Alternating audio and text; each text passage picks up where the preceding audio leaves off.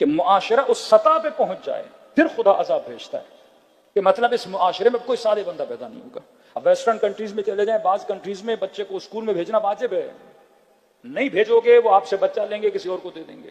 اب اگر ان کے سسٹم میں اس کی ایجوکیشن میں بچہ جائے گا تو اس کو LGBT اور یہ مختلف چیزیں بھی پڑھائی جائیں گی، یہ لازم و ملزوم ہے کہ بچہ پڑھے گا۔ پھر باپ کہتا ہے بچے کو نہیں پڑھانا چاہتا، وہ آپ سے بچہ لیں گے، پھر ایسی فیملی کو دیں گے جو فیملی انہی گندگیوں میں نجاستوں میں ہے، مطلب بچہ آپ کا نہیں ہے۔ سسٹم جب ایسا بن جائے کہ جس سے بچنا ناممکن ہو جائے، سسٹم وہاں تک آ جائے کہ جہاں پہ ہدایت نہ ہو بلکہ ضلالت ہی ضلالت ہو، تو وہاں پہ خدا بند مطاع اللہ کی سنت ہے، خدا عذاب بھیج دیتا ہے۔ حضرت لوط کی قوم پہ عذاب بھیجا، حضرت نوح کی قوم پہ عذاب بھیجا۔ کربلا قوم رسول کو عذاب سے بچانے کے لیے تھی۔ اگر امام حسین قیام نہ کرتے اور پورا معاشرہ اس ظلم کے سامنے جھک جاتا تو اللہ کی سنت ریپیٹ ہو جاتی، عذاب آ جاتا۔ یہ کربلا ہے کہ ہر سال جب محرم مناتے ہو اللہ دیکھتا ہے، ایک کرن ہے کہ جس کے ذریعے سے 4 لوگوں کو ہدایت مل رہی ہے، 5 لوگ ظلم کے خلاف کھڑے ہو جاتے ہیں۔ یہ حوصلہ حسین ابن علی ہے کہ ان کو مل رہا ہے کہ ظلم کے مقابلے میں کس طرح کھڑا ہونا ہوتا ہے۔ تو یہ عزا امام حسین ہے کہ اس نے امت کو بھی عذاب سے بچایا ہوا ہے اور ہمیں بھی عذاب سے بچایا ہوا ہے۔ اب سوال ہے ہمارا معاشرہ دوسرے معاشروں سے الگ کیوں ہے؟ ایک چھوٹا سا شیعہ بچہ ہے لیکن اسے بھی پتا ہے کہ ظالم کو برا کہنا ہے، مظلوم کی حمایت کرنی ہے۔ یہ فکر کون ڈیولپ کر رہا ہے؟ یہ فرش عزا امام حسین ہے۔ تو فرش عزا آپ کی نسلوں کو بناتا ہے، فرش عزا آپ کی فیملیز کو بناتا ہے، فرش عزا آپ کے معاشرے کو بناتا ہے، فرش عزا جوان کو عقل مند بناتا ہے، فرش عزا آپ کے ذہنوں میں علم کو لاتا ہے، فرش عزا آپ کے عقیدوں کو مضبوط کرتا ہے، فرش عزا آپ کو عفیف بناتا ہے، فرش عزا آپ کو باحیا بناتا ہے، فرش عزا آپ کے ایموشنز کو صحیح ایموشنز تک لا کے کھڑا کر دیتا ہے کہ جو آنسو گر رہا ہے یہ فیک آنسو نہیں ہے، یہ اوریجنل آنسو ہے۔ تو وہ آنسو جو کربلا کے مظلوم پہ بہایا جا رہا ہے یہ آج کے ظلم کو کیسے برداشت کرے گا؟ فرش عزا بصیرت پیدا کرتا ہے، فرش عزا عرفان پیدا کرتا ہے، فرش عزا آپ کے دلوں میں حقیقی اور عاقلانہ محبت کو جنم دیتا ہے۔ اے مومن، جب تک اپنی فکر کو حسین کی فکر سے نہیں ملاؤ گے تب تک تجھے کامیابی نہیں مل سکتی۔ صلوات پڑھے محمد و آل محمد۔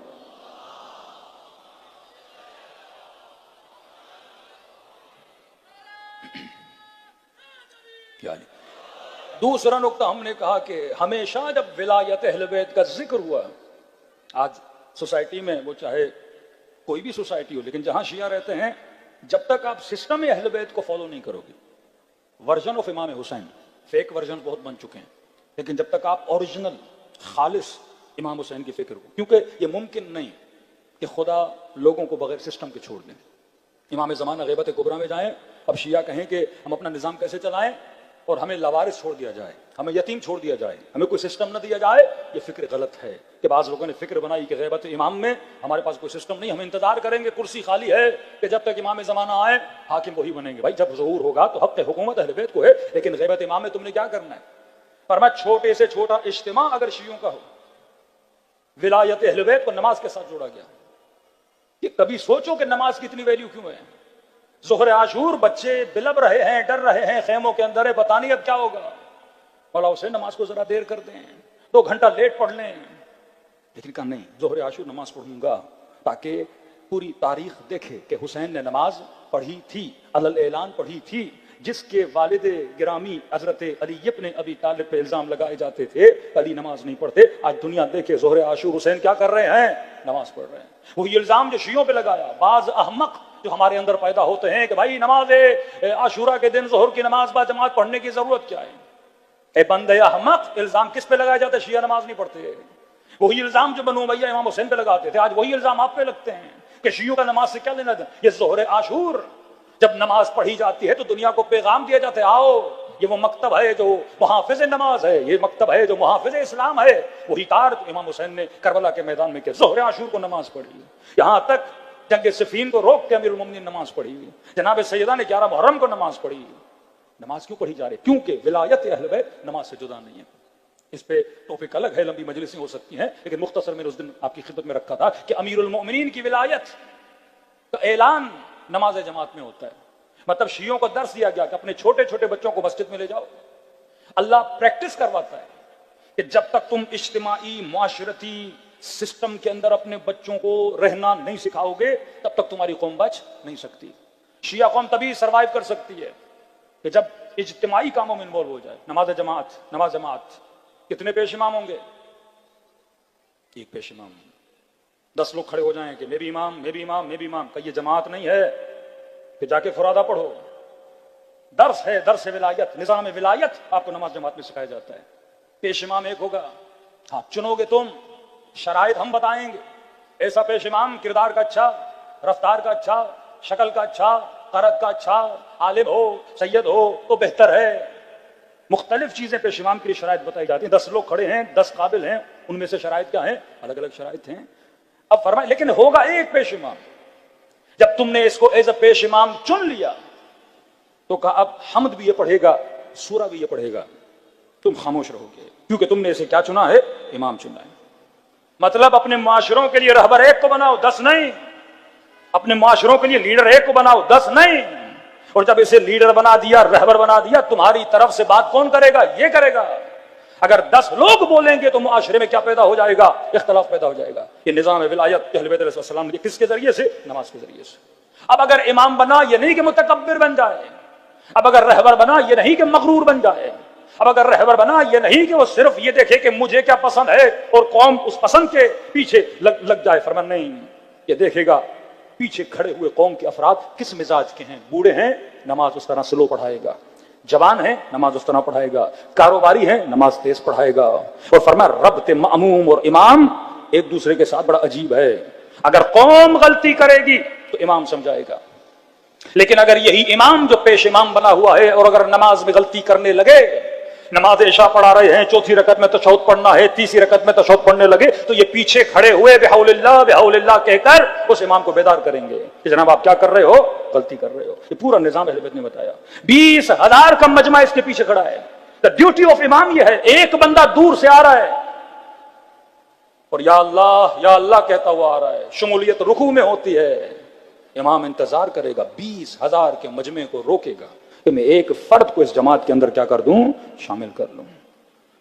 اتنا زور امام حسین کیوں لگا رہے ہیں؟ ایک زہیر حسین کے لشکر میں آ جائے، ایک وہاب حسین کے لشکر میں آ جائے کہ بھیا کس کا انتظار کر رہے ہو؟ دور دور سے کھڑے رہے امام حسین. کس کا انتظار کر رہے ہو؟ کہ میرے بچپن کا دوست حبیب ابن مظاہر آنے والا ہے. یہ پورا نظام شیعہ معاشرہ بغیر قیادت کے سروائیو نہیں کر سکتا. یہ خلاف عقل ہے. مختلف قیادتیں آپ کے معاشرے کو تباہ و برباد کر دیتی ہیں. Divide and role. ان کو جتنا ڈیوائیڈ کرتے جاؤ گے اتنا ان کو توڑتے جاؤ گے. معاشرہ تباہی اور بربادی کی طرف چلا جائے گا. سنت الہی، سنت معصومین، پیغام کربلا یہ ہے کہ جب تک ایک نظام کے اندر رہو گے تب تک تمہاری کامیابیاں ہیں. صلوات پڑھے محمد والے محمد پر. بہرحال ٹاپک یہ بہت لمبا ہے. آپ ذاتی طور پہ جا کے نماز جماعت کے فوائد، اور اس میں نماز جماعت میں ایکسرسائز بھی ہے، نماز میں خوشبو بھی ہے، نماز میں رنگ بھی ہے، نماز میں رزق حلال بھی ہے، نماز میں انسان کی زندگی کو صحیح کرنے کے لیے پیغام بھی ہے. آؤ تو سفید کپڑے پہن کے آؤ، آؤ تو خوشبو لگا کر آؤ.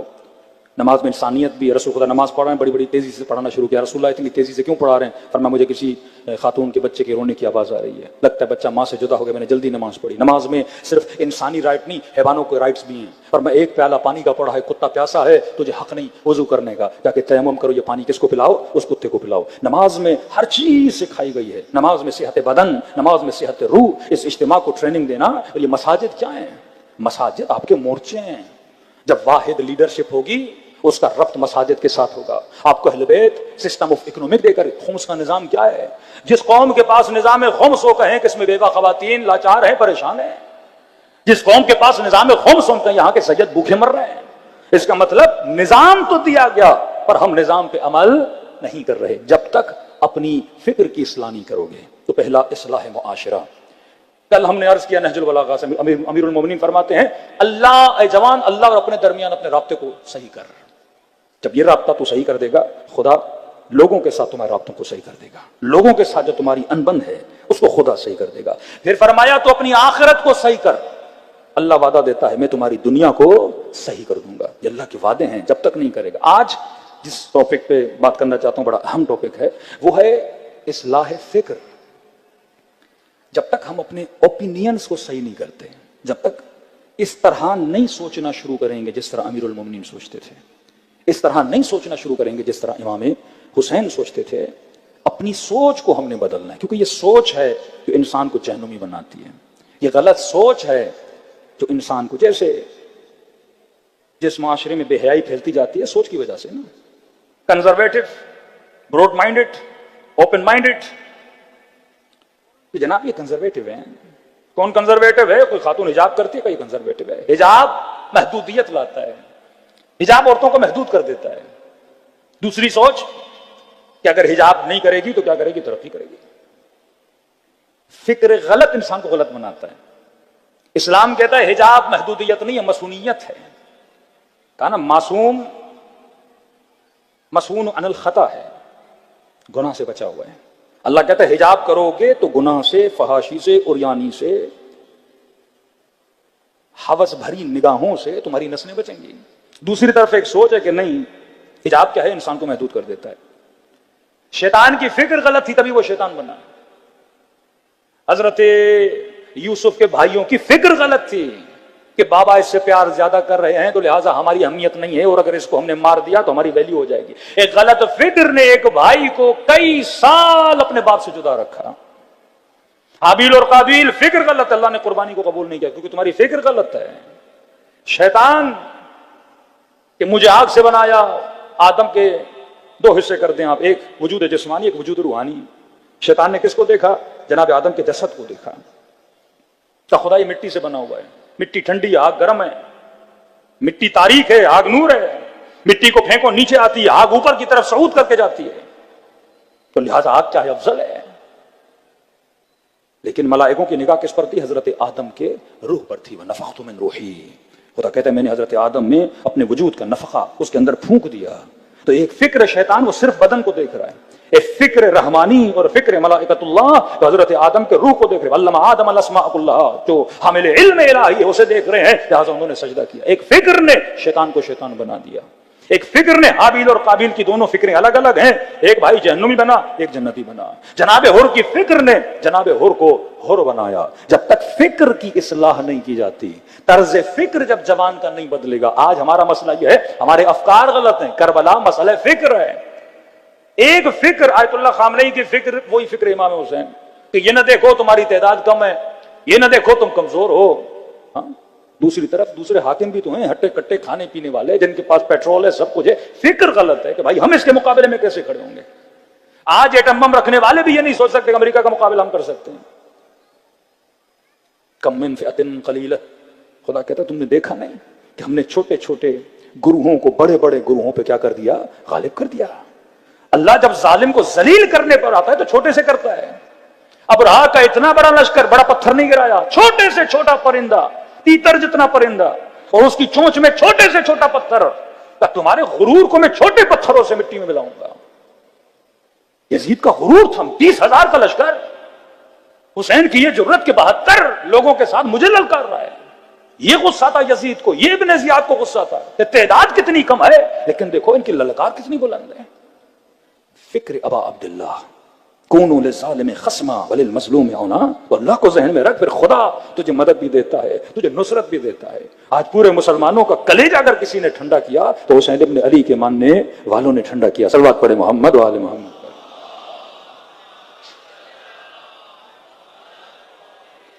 فکر اگر بدل جائے. میرے چوتھے امام کے زمانے میں ایک شخص رہتا تھا، اس کی ایک فکر تھی. فکر اس کی یہ تھی، حسن بصری بڑی مشہور شخصیت ہیں، تو اس سے پوچھا گیا کہ حسن بصری اولاد کے لیے آپ کی فکر کیا ہے؟ تو اس نے کہا بئس الشیء ولد. بچہ اچھی چیز نہیں ہے. کہ کیوں؟ کہ ان عاش کدنی، اگر زندہ رہا تو تھکا دے گا. صبح سے شام تک اس کے لیے محنت کرو، ماں اس کے لیے محنت کرے، پوری پوری رات جگاتا ہے یہاں تک کہ جوان ہو، محنت محنت محنت. وَإِن مَاتَ، اگر مر گیا تو باپ کے دل پہ بڑا دکھ، بڑا زخم لے کر جائے گا. کوئی چوتھے امام کے پاس ہے، مولا آپ کی فکر کیا ہے؟ امام فرمایا نعم الشیء الولد. دیکھو فکریں الگ الگ ہیں. وہ کہہ رہا ہے بچہ برا، اس کو پالنے میں زحمت، اور جوان ہو کے مر جائے تو باپ کے لیے بڑی غم چھوڑ کے جاتا ہے. چوتھے امام سے پوچھا مولا آپ کی فکر کیا ہے؟ مولا فرماتے ہیں نعم الشیء الولد، بچہ بڑی اچھی چیز ہے. کہ مولا کیوں؟ ان عاش، اگر زندہ رہا تو اپنے باپ کے لیے آنکھوں کی ٹھنڈک بنے گا. اولاد کیا ہے؟ چین ہوتا ہے نا اپنے والدین کے لیے. اور امام فرماتے اگر مر گیا اور صالح تھا تو قیامت میں اپنے باپ کی شفاعت کرے گا. اولاد اگر اچھی تو شفاعت کرے گی. ایک ہی فکر ہے دوسرا بندہ کہہ رہا ہے برا ہے. اب جس کی فکر یہ ہے کہ اولاد بری ہو کبھی اولاد پیدا کرے گا ہی نہیں. جس کی فکر امام زین العابدین والی وہ بچے پیدا بھی کرے گا, صحیح تربیت بھی کرے گا کہ بھائی یہ بچہ دل کی ٹھنڈک بھی ہے اور قیامت کے دن میرے لیے کیا بنے گا, میرا شفیع بھی بنے گا. کسی کی فکر شادی کے لیے بدل جائے, جناب شادی میں کیا رکھا ہے, تو پوری زندگی شادی ہی نہیں کرے گا. جس کی فکر اچھی ہو جائے, نکاح من سنتی, نکاح ہماری سنت سے ہے, تو جوان سب سے پہلے کس کے پیچھے جائے گا, شادی کے پیچھے جائے گا. کسی کی فکر بن گئی جناب اتنی محنت کرنے میں کیا رکھا ہے, حرام کے راستے سے جاؤ پیسہ بہت ملتا ہے, یہ ٹیڑے راستے لے لو پیسہ بہت ملتا ہے, شارٹ کٹ لے لو پیسہ بہت ملتا ہے. فکر غلط ہو گئی وہ غلط چیزوں کے پیچھے جائے گا. فکر صحیح ہو گئی وہ صحیح, اگر محنت کا راستہ بھی اختیار کرے گا, بھلے کمائی کم ہو, کہ میں نے کس کو راضی کرنا ہے, پروردگار عالم کو راضی کرنا ہے. تو یہ فکر انسان ہے. کوئی لوگ شہادت کو فنا سمجھتے ہیں تو موت سے ڈرتے ہیں, موت کے قریب نہیں جاتے. کچھ لوگوں کے لیے قرآن کا ایک لفظ ہے ام حسب, لفظ حسب, ولا تحسبن الذين قتلوا في سبيل الله امواتا بل احياء. لفظ حسب یہ ہے, ام حسب تم یہ سمجھتے ہو, پر خدا کہتا ہے ایسا نہیں ہے, تمہاری فکر غلط. اللہ کہتا ہے میری فکر کو ریڈ کر, تمہاری فکر یہ ہے کہ موت فنا ہے, اللہ کی فکر یہ ہے کہ موت کیا ہے, بقا ہے. یہ نہ سمجھو شہید مر گیا, بلکہ شہید کیا ہے, زندہ ہے. تبھی وہ پریشان ہوتے ہیں کہ ہم ان کی ساری لیڈرشپوں کو مار دیتے ہیں.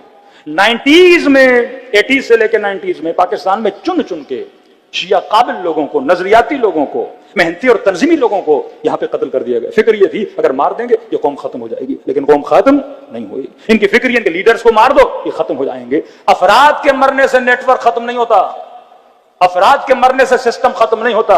ہمیں اہل بیت عزاداری امام حسین کے نام سے کیا دے کر گئے, سسٹم دے کر گئے. تو خدا کہتے تمہاری فکر غلط ہے کہ موت فنا کا نام ہے. یہ فکر رکھو کہ موت کیا ہے, شہادت کیا ہے, فنا نہیں ہے بلکہ بقا کا نام ہے. شہادت قوموں کو زندگی عطا کرتی ہے. تو فکر کے بدلنے سے انسان کے رویے بدل جاتے ہیں.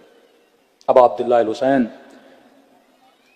جب نکل رہے تھے مکے سے تو بڑے بڑے افراد آئے, ان کی فکر آپ سنیں گے, فکر بڑی عجیب ہے.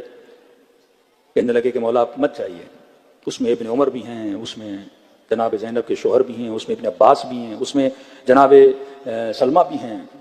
تو منع کر رہے ہیں, مولا آپ جس راستے پہ جا رہے ہیں موت ہے. کسی نے کہا آپ سید الحجاز ہو, آپ حجاز کو چھوڑ کے مت جائیے, آپ جا رہے ہیں تو بچوں کو لے کر کیوں جا رہے ہیں. وہاں پہ امام حسین نے خطبہ دیا ہے, وہ خطبے اب عبداللہ الحسین آپ پڑھیں, جس میں امام حسین فرماتے ہیں کہ آپ کا بہت شکریہ. جناب عبداللہ امام حسین کے لیے امان نامہ بھی لے کر آئے, کہا کہ اگر آپ یہاں رہیں گے تو کوئی آپ کو تکلیف نہیں دے گا.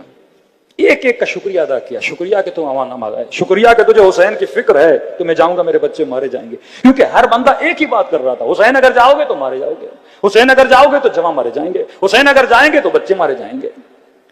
امام حسین نے فرمایا یہ تمہاری فکر ہے, اب حسین ابن علی کی فکر سنو. مولا فرماتے ہیں کہ میری فکر یہ نہیں ہے. مولا کیا فکر ہے؟ مولا فرماتے ہیں موت ہو سکتا ہے تم لوگوں کی نظر میں فنا کا نام ہو, لیکن ہم جو اہل بیت ہیں فرماتے ہیں خط الموت علی ولد آدم مخط القلاد علی جید الفتات. فرمایا حسین کی نظر میں موت ایسے ہے جیسے کسی خاتون کے گلے میں خوبصورت سا ہار ہو. فرمایا ہمارے لیے موت اس ہار کی مانند ہے. پہلی چیز, اگر میں کربلا جا رہا ہوں تو میں موت سے ڈر نہیں رہا. امیر المومنین واللہ لابن ابی طالب انس بالموت من الطفل بصدی امه, خدا کی قسم علی کو موت سے اتنی محبت ہے جتنی چھوٹے بچے کو اپنی ماں کے سینے سے محبت ہوتی ہے. سورہ جمعہ ان زعمتم انکم اولیاء اللہ فتمنوا الموت ان کنتم صادقین. اگر تم اللہ کے ولی ہو تو کہا موت کی تمنا کرو. پھر خدا خود جواب دیتا ہے لن یتمنوا ابدا, میں جانتا ہوں تم کبھی بھی موت کی تمنا نہیں کرو گے. اس تمنا کرنے کے لیے حسینی مزاج ہونا ضروری ہے, اس تمنا کو کرنے کے لیے اپنی فکر کو بنانا ضروری ہے. تو پہلی فکر ابا عبداللہ فرمایا تم یہ جو سمجھ رہے ہو میں جا رہا ہوں یہ فنا کا راستہ ہے, نہیں, مجھے حسین کو پتا ہے یہ کون سا راستہ ہے, بقا کا راستہ ہے. دوسری فکر مولا اپنے خطبے میں فرماتے ہیں اگر یہ سمجھ رہے اس راستے پہ مشکلات ہیں, مصائب ہیں, بلائیں آئیں گی, تو فرمایا اللہ کا حکم ہے کہ صابروں کو بشارت دو, بشر الصابرین, اگر صبر کرو گے تو خدا اس راہ میں تمہاری کیا کرے گا, مدد کرے گا. اگر میں راہ حق پر ہوں, صبر 100 سے زیادہ قرآن میں آیتیں ہیں صبر کے حوالے سے.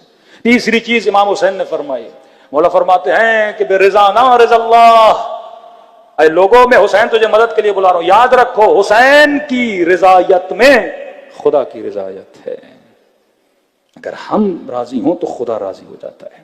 اگر تو نے خدا کو راضی کرنا ہے تو پہلے اپنے امام زمانہ کو راضی کر. صلوات پڑھے محمد وعلیہ.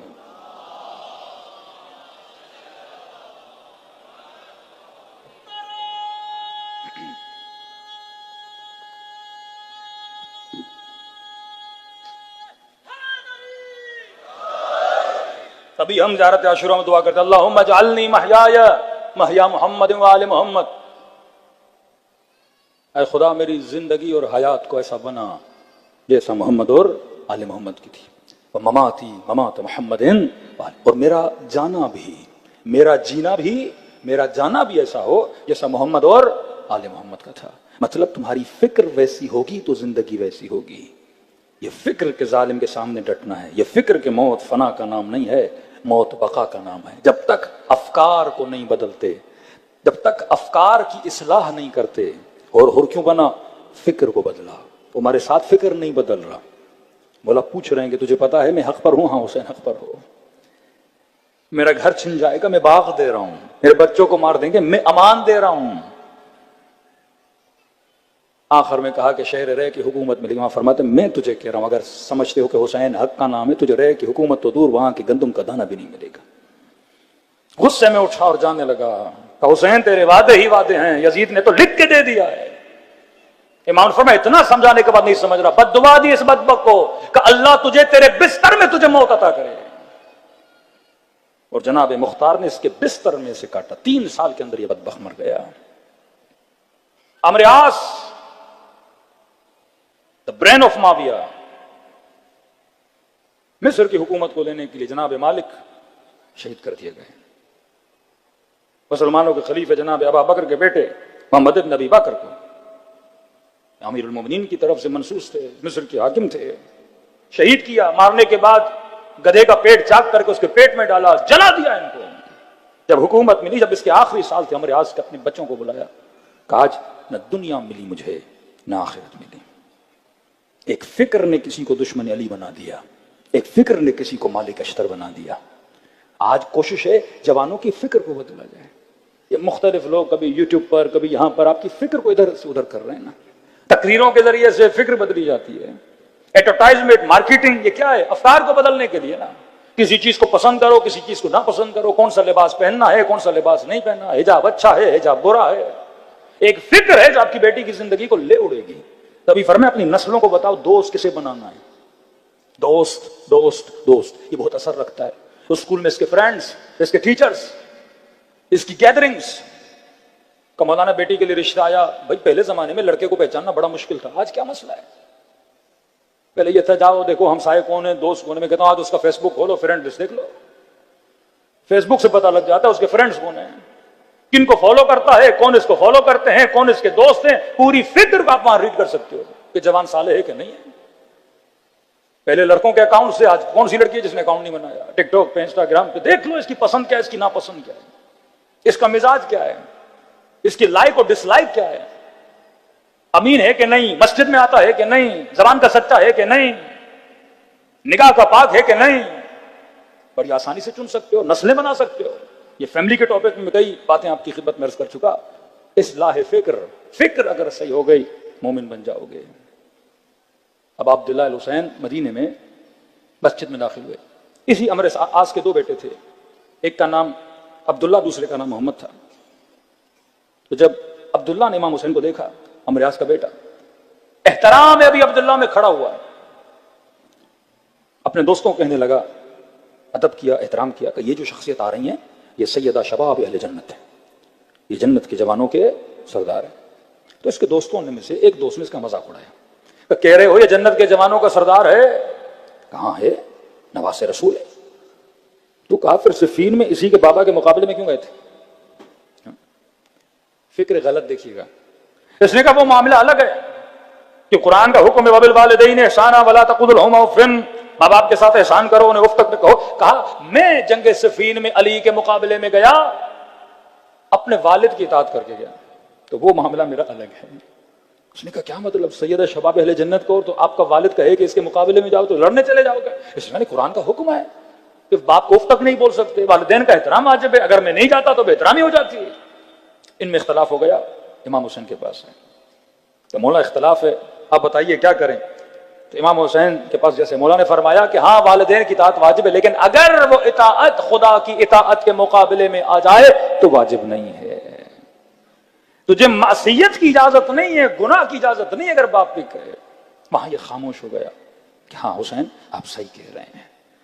ایک بندے کی فکر. اہل بیت چھوٹے بھی تھے نا, لوگوں کی فکر کو صحیح کرتے تھے, اصلاح کرتے تھے. مولا حسن حسین چھوٹے, ایک بوڑھا وضو کر رہا ہے, بڑے طریقے سے بڑے سلیقے سے اس بوڑھے کا وضو کیا کر رہے ہیں, امام حسن صحیح کر رہے ہیں. جب تک آپ فکر کب صحیح ہوتی ہے, جب اس منبر سے, جب گھروں کے اندر لوگوں کے بیچ میں پیغام اہل بیت کو پہنچایا جائے. ایک ہے ذات اہل بیت, ایک ہے بات اہل بیت.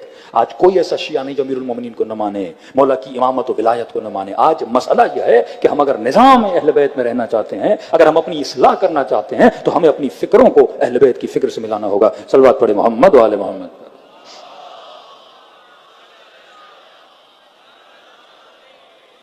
اسی کربلا میں دو بھائی ہیں, ایک ہیں جناب عمرو بن غرضہ, دوسرا ہے علی بن غرضہ.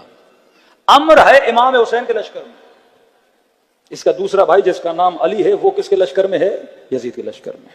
دونوں کی فکر الگ ہے, دو بھائی ایک دوسرے کے مقابل میں. جب یہ جانا چاہتا تو امام حسین نے روکا, میں نہیں چاہتا, بھائی ہو, ایموشنز ہیں, ایک دوسرے کے مقابلے میں آؤ, میں اس کے مقابلے میں کسی اور کو بھیجوں گا. ایک ہی لشکر دو فکر کے افراد, ایک ہی گھر دو فکر کے افراد. جب تک فکروں کے اندر یونٹی پیدا نہیں کرتے, جب تک فکروں کو اس مشی اہل بیت پہ لا کے کھڑا نہیں کرتے, تب تک ہمارے مسائل حل نہیں ہوں گے. صلوات پڑھے محمد و آل محمد.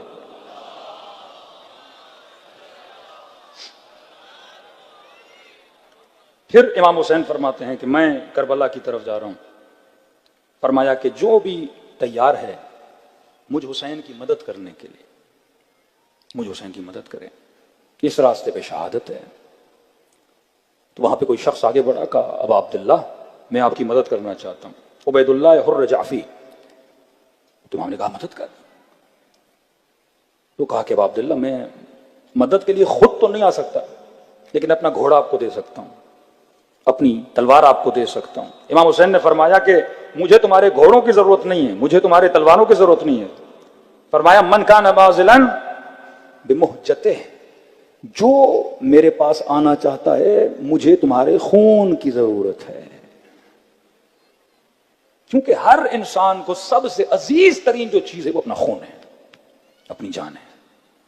حیوانات میں آپ نے دیکھا ہوگا کہ بندر کو آپ نے دیکھا ہوگا, ایک ایکسپیریمنٹ کیا گیا ایک بندر پہ. ایک ماں تھی, اس نے بچہ لیا اور زمین گرم تھی, انہوں نے بندر کو پنجرے میں بند کر دیا, نیچے گرمی چھوڑ دی. پہلے بچہ نیچے تھا, بچے نے چیخنا شروع کیا تو اس بندر نے اپنے بچے کو اٹھا لیا تاکہ بچہ نہ جلے. پھر اتنی جلن آگے بڑھی بڑی بڑی بڑی بڑی, آخر میں اس نے اپنے آپ کو بچانے کے لیے بچے کو نیچے رکھ دیا کہ میں بچ جاؤں. یہ جانور ہے, عزیز ترین چیز آپ کی جان ہے, آپ اپنی جان پہ کوئی چیز آنے نہیں دیتے ہو. کہ مولا گھوڑا دوں گا, نہیں گھوڑا نہیں. مولا تلوار دوں گا, نہیں تلوار نہیں. جب یہاں تک آ جاؤ کہ اپنی جان حسین کو دینے کے لیے تیار ہو جاؤ, یہ محجت, اپنا خون دو حسین بن علی کے لیے. یہ راہ خون ہے, یہ راہ قربانی کی راہ ہے. جب یہ حوصلہ پیدا ہو گیا نا کہ 6 مہینے کا بچہ ایک ماں اپنی گود میں لے کے کہے اصغر اے کاش تو جوان ہوتا, میں حسین پہ تجھے قربان کرتی. یہ حوصلہ پیدا ہو جائے کہ بیٹا کل ایسے لڑنا, کل کوئی تانا نہ دے کہ تو میرا بیٹا تھا اور یہ میرے دودھ کا اثر ہے. فرمائے بے محجت حسین کو تمہارے خون کی ضرورت ہے. ہاں میرے ساتھ آؤ گے, میں جنت کی بشارت دے رہا ہوں, لیکن اگر نہیں آؤ گے, وہاں فرمایا تم میں سے کوئی خوش نہیں رہے گا. واللہ جو ابا عبداللہ حسین کے ساتھ نہیں گئے. اس کے بعد حجاج نے کوفیوں کا جو حال کیا, مدینے والوں کا جو واقع ہرہ کے اندر یزید نے حال کیا, کتنے اصحاب رسول مارے گئے, کتنے فرزندان اصحاب رسول کو مارا گیا, کتنی عورتوں کی عزتوں کو پامال کیا گیا. مطلب امام پیغام دے رہے ہیں, اگر اصلاح معاشرہ کے لیے تم قدم نہیں اٹھاؤ گے, آگے جا کے نقصان کس کو ہوگا, تمہاری نسلوں کو ہوگا. جو لوگ مال و دولت کی وجہ سے کئی ملکوں میں گئے, آج اپنی نسلوں کے لیے روتے ہیں. اگر تم نے مجلسوں کے اندر, ماحول کے اندر, مسجدوں کے اندر اپنی قوم کی اصلاح نہیں کی, کل ترس ہوگا کہ میری بیٹی کے سر پہ چادر کیوں نہیں ہے, کل ترس ہوگے کہ لقمے حلال کے لیے میرا بیٹا اس کی تلاش میں کیوں نہیں جا رہا. کیونکہ وہ شعور ہی ختم ہو جائے گا, وہ فکر ہی ختم ہو جائے گی کہ ہم نے صحیح راستے پہ چلنے کے لیے اگر جان بھی دینی ہے تو جان کی قربانی دینی چاہیے. صلوات پڑھے محمد و آل محمد پر. جلدی سے عرض کر رہا ہوں, جناب یوسف فکر کی وجہ سے بچے نا. فرمایا ان النفس لامارۃ بالسوء, یہ فکر یوسف ہے کہ نفس امارہ انسان کو برائی کی طرف کھینچتا ہے. ہمارے استاد اخلاق کہتے تھے اللہ نے انبیاء کو بھی اگر کوئی کرامت دی کسی چیز پہ صبر کرنے کی وجہ سے تھی. ایسا نہیں جناب یوسف چھوٹے تھے اور چھوٹے ہوتے ہی ان کے پاس اللہ نے علم تعبیر خواب دے دیا. نہیں، یہ جوانوں کے لیے ہے. جب گناہ سے بچے، تمہارا کام ہے گناہ کو چھوڑ کے بھاگنا، اللہ کا کام ہے بند دروازوں کو کھولنا. اور ناکردہ گناہ کی جب سزا ملی اور زندان میں گئے، اس زندان میں خدا نے حضرت یوسف کو ایک کرامت دی یا معجزہ دیا. وہ کیا تھا؟ تعبیر علم خواب. ہم ایران میں جاتے ہیں، بعض مراجع اور بعض آ جاتے عزام کے پاس استخارہ کا، سایت اللہ بہاؤالدینی سیکنڈ میں قرآن کھولتے تھے اور آپ پریشان ہو جاتے ہیں. آپ نے صرف سوچا قبلہ استخارہ نکالنا ہے، ایسا جواب دیتے تھے جیسے ان کو 100% پتا ہے کہ آپ نے شادی کا نکالا ہے، آپ نے کاروبار کا نکالا ہے. یہ کب علم دیتا ہے خدا؟ یقیناً اس نے اپنی فکر کی اصلاح کی، اس کے نتیجے میں خدا نے ان کو کیا دیا ہے؟ علم دیا ہے. آیت اللہ العظمی حسن علی نخودکی، مولانا ماں بیمار ہے پاکستان میں، والد بیمار ہے پاکستان میں، یا انجیر دیتے تھے یا چنا دیتے تھے، 2 لفظ دعا کے پڑھتے تھے. کہتے تھے بیٹا تو یہاں کھا لے، تمہاری ماں کو شفا پاکستان میں مل جائے گی. لوگ وہاں کھاتے تھے، شفا ان کی والدہ کو یہاں مل جاتی تھی. میری زبان میں اثر نہیں، اس کی زبان میں اثر کیوں ہے؟ کیونکہ اس فکر ابا عبداللہ حسین پہ چلے ہیں. کہا بے مہجتے قربان کرو، اگر قربان کرو گے تو حسین کو تم چاہیے ہو. جناب سعید، عبداللہ ابن حسن، جناب جون، جناب یزید ابن سبیت، جب مولا نماز پڑھ رہے تھے، ایک مولا کا صحابی تھا، کہتے اس نے اپنے چہروں پہ وہ جو تیر آ رہے تھے وہ لیے، اپنی گردنوں پہ لیے. جناب سعید نے اپنے بدن پہ 17 تیر لیے. جناب عبداللہ ابن حسن نے جب مولا امام حسین پہ تیر چلا دیا، امام حسن کا ایک بیٹا تھا عبداللہ، کہتے اس نے اپنے دونوں ہاتھ آگے کی کہ چچا کو تلوار نہ لگے. اس بچے کے دونوں بازو وہاں پہ کٹ گئے. 1 منٹ کے لیے نہیں سوچا بازو کٹ جائیں گے. کربلا کا مطلب قربانی کے آخر تک. یہ لیڈرشپ کا اثر ہے. قوم جب لیڈر بنائے تو اطاعت یہ ہو. اب یہ نہیں کہ امام معصوم ہوگا تو میں پھر اپنی جان قربان کروں گا. نہیں میرے عزیز، 8 سال ایرانی قوم عراق کے ساتھ لڑی. 8 سال. جب ہم جاتے ہیں ان کی شہداء کی قبروں کو دیکھنے، باسکو میں رول ماڈل ہوتی ہے. کسی قوم نے اچھا کام کیا سیکھو. ایک ماں نے 4 بچے قربان کیے. کہ ڈاکٹر اسرار بھی کہے کہ جب میں نے یہ دیکھا شاہ کی ٹینکیں کھڑی تھیں اور مائیں شیرخوار بچوں کو سینے سے لگا کے ٹینکوں کے سامنے کھڑی تھی، میں اسی وقت سمجھ گیا اس قوم کو کوئی شکست دے ہی نہیں سکتا جس قوم کے اندر موت کا خوف ختم ہو جائے. اب آپ کو کربلا میں ششمہ بچہ قربان ہوا، قاسم قربان ہوا، ان ماؤں کا حوصلہ تھا. ارے یہ تو معصوموں کی بیویاں بھی نہیں ہیں. اشداء علی الکفار رحماء بینہم. خدا آخری زمانے میں ایک ایسی قوم کو پیدا کرے گا جو کافروں کے سامنے سیسا پلائی ہوئی دیوار کی طرح کھڑے ہو جائیں گے، لیکن جب آپس میں ہوں گے نرم دل ہوں گے. یہ نرمی آپ کو 40 میں شیعوں کے آپس میں نظر آتی ہے، لیکن فرمایا کفر کے سامنے، ظلم کے سامنے ایسے کھڑے ہو جائیں گے دشمن 10 بار سوچے گا کہ ان پہ اٹیک کروں کہ نہ کروں. یہ فکر ابا عبداللہ. مائیں جب فکر شیعہ نہیں ہے، ڈاکٹر اسرار کہہ رہا ہے. آپ کو پتا ہے ان کے شیعوں کے لیے کیا افکار تھے، لیکن آپ کی بہادری کی تعریف کی جا رہی ہے کہ نہیں اس قوم کو کوئی ہرا نہیں سکتا. جن کی مائیں شیر خارا بچے قربان کرنا شروع ہو جائیں، کس کے کہنے پہ؟ پھر کہوں گا واحد لیڈرشپ. جب تک وہ میپ نہیں بناؤ گے جو ولایت کا میپ ہے، معاشرے کی لیڈرشپ، امام نیٹ ورک بنائے گا. امام کو معاشرے پر ہے اکنومیکلی مضبوط کرے. ہاں مولا اگر مسلح اٹھاتے تو نیچے سے پیسے نکلتے تھے. پھر لوگوں سے خمس وجوہات کیوں لیتے تھے اہل بیت علیہ الصلوۃ والسلام؟ تاکہ تجھے ٹریننگ دیں کہ اپنے مال سے نکال اور سسٹم پہ خرچہ کر، اپنے کاروبار سے پیسہ نکال اور مکتب پہ خرچہ کر. آج یہ کیوں یوٹیوبرز بعض مولوی آ جاتے ہیں، سب 2 اٹیک کیے جاتے ہیں. یا مراجع پہ اٹیک ہے، مراجع پہ اٹیک اس لیے کیونکہ مراجع کے پاس خمس ہے. مرجع ہوگا تو نظام خمس ہوگا. اس قدر نفرت و بغض و اناد میں اتر آئے کہ خمس کو دفنا دو لیکن اس مولوی کو نہ دو. کیونکہ مکتب تبھی چلے گا جب اکنومیکل سسٹم ہوگا. کل وقت ملا تو امیر المومنین کا جو مالک اشتر کو لکھا گیا خط ہے، مولا وہ پلرز بتاتے ہیں کسی معاشرہ کب چلتا ہے. فرمایا اس کے اندر بجٹ ہونا چاہیے، حاکم عوام کا خیال کرے، اس معاشرے میں روڈز اور بلڈنگ بننی چاہیے، معاشرے کی ضرورتوں کو پورا کرنا چاہیے. جب تک آپ کے پاس اکنومیکل سسٹم نہیں ہوگا. آج ہم خمس نکالتے ہیں بٹ کیونکہ سسٹم صحیح نہیں ہے تو حق حقدار تک پہنچتا نہیں ہے. جب تک معاشرے کے اندر ایک لیڈرشپ نہیں ہے، جب تک معاشرے کے اندر نیٹ ورک نہیں ہے، اور یہ تب ہوگا جب ہمارے بڑے سلجھے ہوئے لوگ اپنی فکر کی اصلاح کریں گے. لو کان فیہما آلہۃ الا اللہ لفسدتا. خدا کہتا ہے اگر لوگوں میں کہتے ہیں نا اللہ دو ہیں تین ہیں، تو خدا کہتا ہے میرے ایک ہونے کی دلیل یہ ہے اگر دو ہوتے تو جو دنیا میں فساد نظر آتا.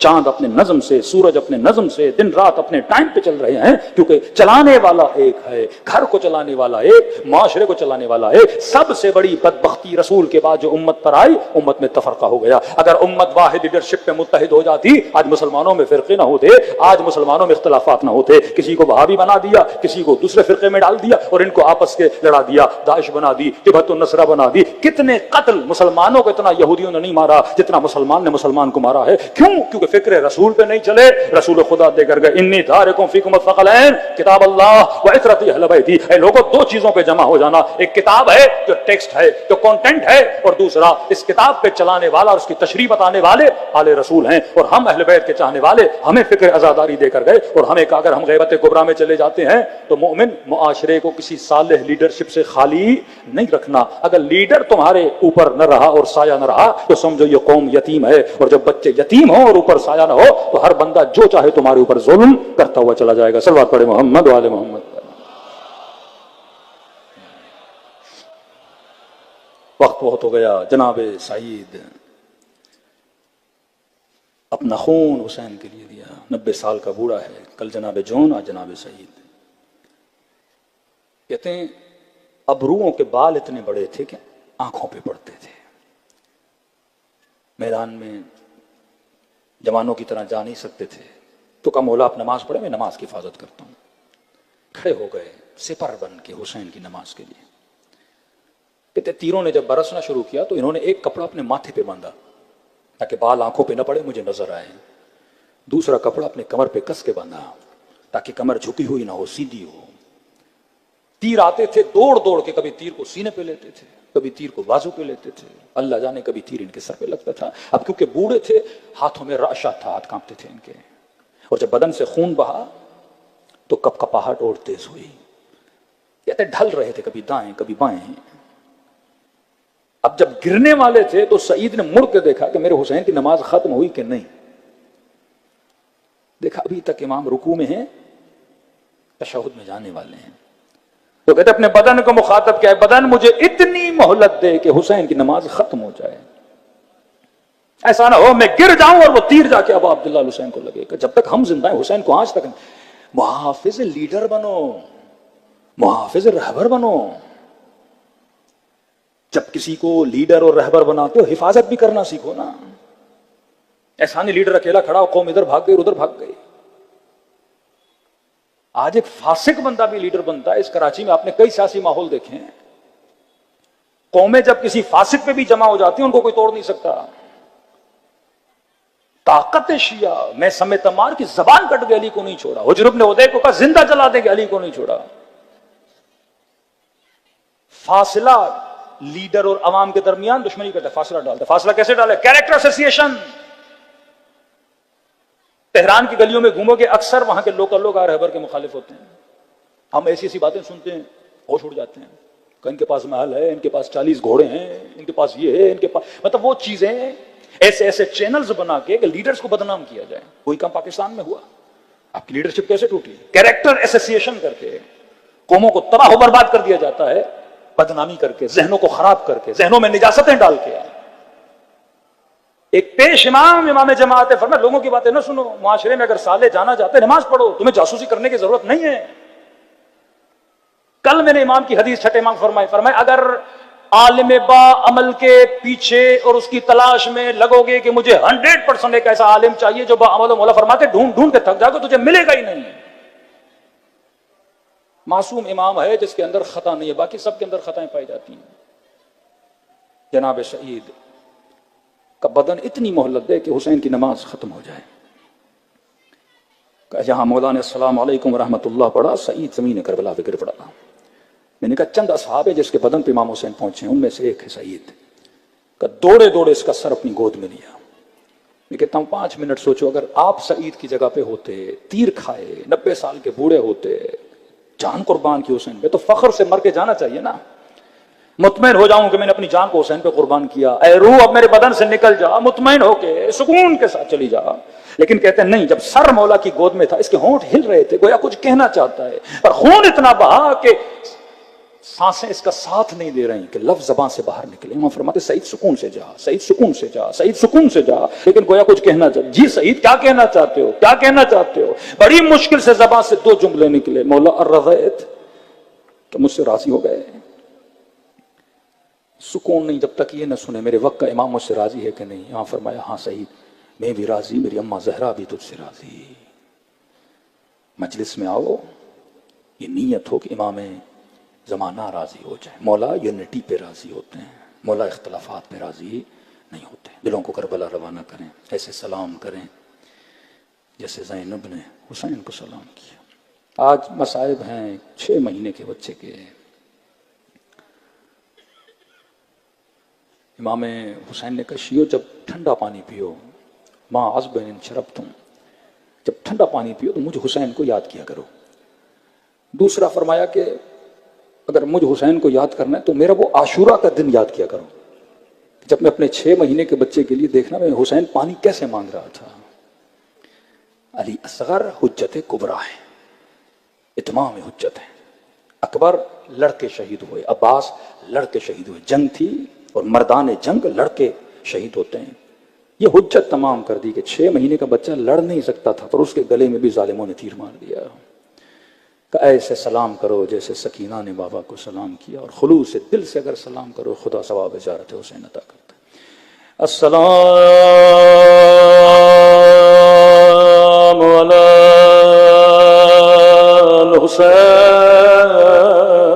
الحسین وعلی علی ابن الحسین وعلی اولاد حسین وعلی اصحاب۔ آوازیں گونجنی چاہیے سب مل کے السلام علی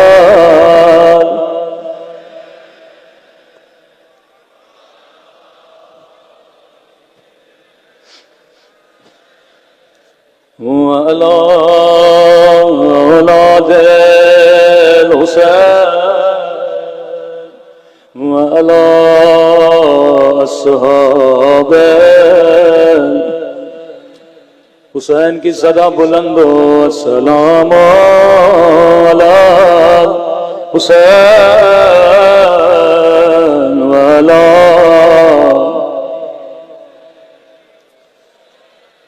وعلی اولاد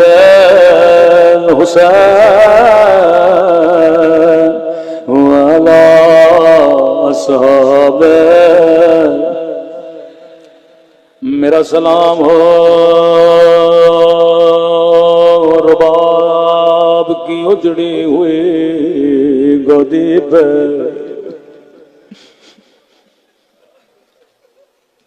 علی اصغر کربلا کا وہ شہید ہے جس پہ ہندوؤں نے بھی بڑا گریہ کیا ہے۔ میرا سلام ہو اس درد بھرے منظر پہ جب ماں خیمے کے در پہ کھڑی ہو کر حرملا کو منت کر رہی تھی، نمار میرے 6 مہینے کا بچہ۔ اللہ آپ کو کربلا میں مولا حسین کی زیارت نصیب کرائے۔ ایک زائر کربلا گیا، مولا حسین کی زری کی زیارت کی، لیکن کبھی ادھر جائے کبھی ادھر جائے، گویا یہ کسی چیز کو ڈھونڈ رہا تھا۔ خادم نے کہا زائر کیا ڈھونڈ رہے ہو، شاید میں تیری مدد کر سکوں۔ کہنے لگا خادم حسین، میں نے روایات میں پڑھا تھا حسین نے خیمے کے پیچھے ایک ننھی سی قبر بنائی تھی، پھر ننے سے بدن میں نیزہ گیا، بدن باہر آیا، مجھے بتا کہاں دفن کیا تھا؟ میں بڑی دور سے ڈھونڈ رہا ہوں پر مجھے اصغر کی قبر کہیں نظر نہیں آتی۔ خادم نے کہا مجھے بھی نہیں پتا۔ آیت اللہ کشمیری حرم میں بیٹھے تھے، اس کے پاس لے گئے کہ آغائے کشمیری، پہلی بار کسی ظاہر نے سوال کیا کہ علی اصغر کی قبر کہاں گئے؟ آغائے کشمیری غور و فکر میں پڑ گئے، کہنے لگے ظاہر 3 دن کے بعد آنا، میں ذرا کتابوں میں دیکھوں کہاں دفنایا تھا۔ کہتے ہیں 3 دن سارے مقاتل کو دیکھا لیکن کہیں نہ ملا علی اصغر کی قبر کہاں ہے۔ کہتے ہیں نماز شب پڑھتے پڑھتے امام حسین سے توسل کیا، کہنے لگے مولا یہ آپ کے عاشق پوچھتے ہیں، یہ عزادار پوچھتے ہیں علی اصغر کی قبر کہاں ہے۔